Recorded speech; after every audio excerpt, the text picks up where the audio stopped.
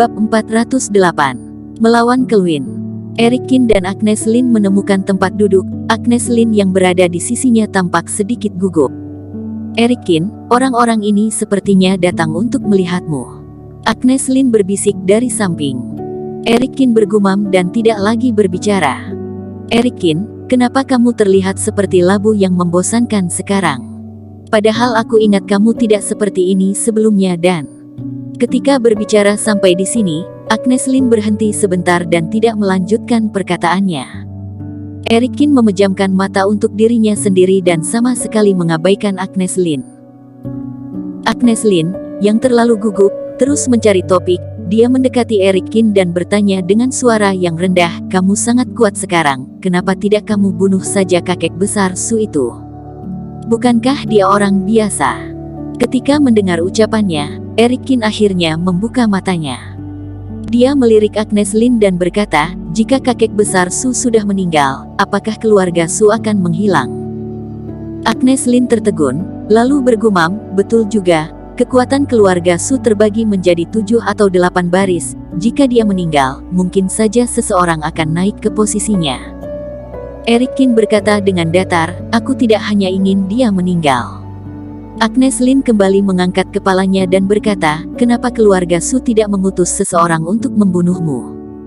Mereka terus memikirkan cara untuk membunuhku." Eric Kin berkata, "Hanya saja mereka tidak berhasil. Tidak peduli seberapa kuatnya keluarga Su, mereka tidaklah unik. Beberapa keluarga di kota B bertempur secara rahasia. Menurutmu keluarga Su akan menggunakan terlalu banyak kekuatan untuk membunuhku?" Agnes Lin menggaruk kepalanya dan berkata, "Lupakan saja, aku tidak akan bertanya lagi, aku tidak mengerti." Pada saat ini, Nactius Sue membawa seorang gadis dan berjalan dari jarak dekat.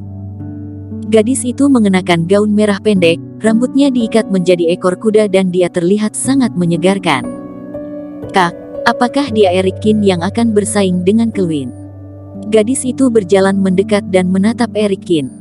Nactius Sue mengangguk, lalu memperkenalkan, "Ini adalah adik perempuanku, Wenny Sue, yang juga seorang alkemis. Hei, tahukah kamu bahwa Kelvin adalah murid Asosiasi Alkimia Internasional yang paling terkenal?" Wenny Sue menatap Eric Kin dan berkata, "Bisakah kamu mengalahkannya?" "100% yakin," Eric Kin berkata dengan datar. Wenny Sue tidak bisa menahan dirinya untuk menutup mulutnya dan tertawa, "Kak, aku tidak menyangka dia bisa membual. Dia mengatakan bahwa dia 100% yakin, hahaha, sungguh konyol." Eric Kin meliriknya dan berkata, "Orang berbakat sepertimu secara alami tidak bisa mengerti apa yang kukatakan." "Apa yang kamu katakan?" Wenny Sue sangat marah, dia menatap dan berkata, "Kamu merendahkanku." Eric Kin berkata dengan datar, "Meskipun kamu hanyalah seorang alkemis, kamu hanya bisa menyempurnakan pil mujarab. Bisa masuk ke Asosiasi Alkimia Internasional mungkin karena hubungan." Wajah Wenny Sue tiba-tiba menjadi malu. Ucapan Eric Kin benar, dia benar-benar hanya bisa menyempurnakan pil mujarab. Tetapi bagaimana Eric Kin mengetahui hal ini? Eric Kin. Saat ini, ada orang yang berteriak di atas panggung. Kemudian, dia melihat 2 tungku api besar dibawa ke atas panggung. Yang mana adalah Eric Kin? Pembawa acara di atas panggung terus berteriak. Eric Kin sedikit mengernyit. Apakah Asosiasi Alkimia Internasional ini begitu informal? Bahkan jika tidak ada yang menjemputnya, mereka juga berteriak kepada seorang kontestan. "Ayo." Eric Kin berdiri, lalu berjalan ke atas panggung. Ketika dia berada di atas panggung, orang-orang di bawah terdiam. Banyak alkemis dari negara lain melihat Eric Kin dan Kelvin.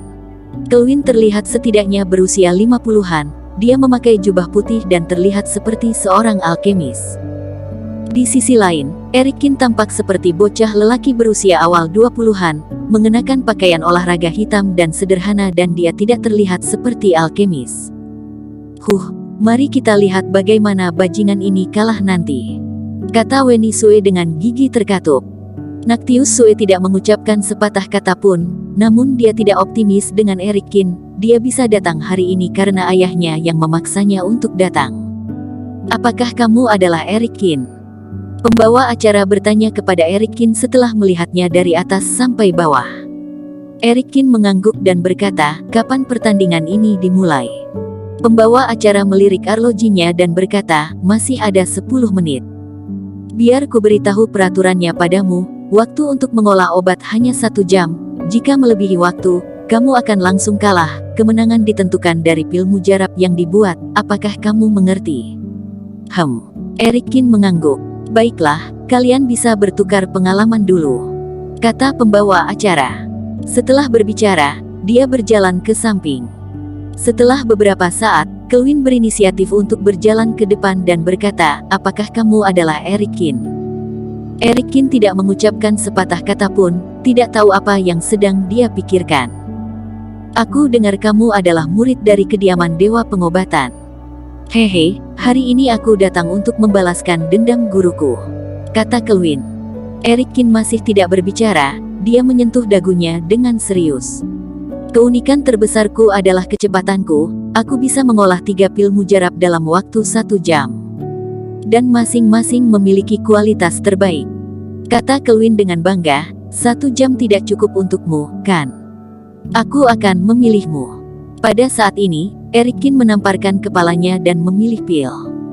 Nama pil ini adalah pil Suanglong. Ketika pil mujarab itu sedang dibuat, maka akan terdapat penglihatan 2 naga, sehingga dinamakan dengan pil Suanglong. Keunikan terbesar dari pil Suanglong adalah pembentukannya yang cepat. Proses pemurnian awal memang tidak praktis, tetapi setelah proses ini selesai, dia dapat dengan cepat menjadi pil. Seolah-olah proses pemurnian yang rumit pada tahap awal adalah sedang membuat cetakan. Begitu cetakan terbentuk, pil mujarab bisa terus diproduksi. Waktu 10 menit sudah tiba. Saat ini, pembawa acara melangkah ke atas panggung. Pil mujarab apa yang akan kalian buat? Kelvin berkata dengan bangga, aku akan membuat pil pengumpul arwah, obat suci tingkat bumi, efeknya dapat memperkuat jiwa. Pil pengumpul arwah. Mata pembawa acara berbinar. Semua hadirin berseru, pil pengumpul arwah. Ini adalah pil mujarab terrahasia dalam Asosiasi Alkimia Internasional. Aku tidak menyangka bisa melihatnya dengan mata kepalaku sendiri hari ini. Sejauh yang kutahu, hanya ada segelintir orang di dunia yang dapat menyempurnakan pil pengumpul arwah ini. Menggunakan pil pengumpul arwah sebagai pil mujarab dalam pertandingan ini, Kelvin pasti akan memenangkan pertandingan ini. Obat suci tingkat bumi memang sangat jarang untuk dilihat. Tetapi kecepatan pembuatan pil ini tampaknya sangat lambat, dibutuhkan setidaknya 2 jam atau lebih. Bukankah akan lewat dari batas waktunya? Tuan Kelvin adalah seorang alkemis yang terkenal secara internasional, di tangannya tidak ada yang mustahil. Kemudian, pembawa acara kembali menatap Erikin. Bagaimana denganmu? Tanya pembawa acara. Erikin berkata dengan datar, pil Suanglong. Pil Suanglong. Ketika mendengar nama ini, semua orang terdiam sesaat, lalu tawa pun meledak. Dia bilang dia ingin membuat pil Suanglong. Haha, sejauh yang kutahu, pil Suanglong telah hilang sejak 100 tahun yang lalu, kan? Betul, pil Suanglong adalah pil mujarab tingkat atas, begitu terbentuk, bisa menggerakkan langit. Sayang sekali pil itu hilang pada 100 tahun yang lalu. Kudengar saat pil Suanglong terbentuk, akan ada penampakan 2 naga. Pemandangan itu seperti berada di istana surgawi. Semua orang mencibir dan pemimpin yang duduk di atas semakin mencibir. Pil Suanglong. Nafia Jiang saja tidak tahu apa-apa tentang pil Suanglong. Kediaman Dewa Pengobatan tidak pernah melihat pil Suanglong ini selama bertahun-tahun. Pemimpin mencibir, tidak disangka, Nafia Jiang mencari seorang murid yang suka membual. Erikin mengabaikan ejekan semua orang. Pil Suanglong ini memang telah hilang selama bertahun-tahun, namun bukan berarti Erikin tidak bisa melakukannya. Ada belasan pil mujarab warisan yang ditinggalkan oleh ayahnya, bagaimana orang-orang ini bisa mengerti? Dia melirik arlojinya dan berkata, mari kita mulai. Kelvin segera melambaikan tangannya dan jenis bahan obat yang tak terhitung jumlahnya terbang ke arahnya. Kemudian, dengan jentikan jarinya, semua bahan obat mengering dalam sekejap dan semua jus obat langsung jatuh ke dalam tungku. Metode yang begitu cepat dan sungguh menakjubkan. Jus obatnya langsung diperas, dengan cara ini, proses perebusan obat sangat dipersingkat. Cara ini membuatku sangat terkagum-kagum. Seorang alkemis di antara hadirin berkata dengan suara yang dalam. Kembali ke Erikin, dia melihat ke arah Agnes Lin dan berkata, "Pergi ambilkan beberapa bahan obat untukku." Bersambung. Terima kasih telah menonton video ini sampai akhir. Jangan lupa subscribe dan nantikan kisah episode selanjutnya hanya di Novel Story. Salam.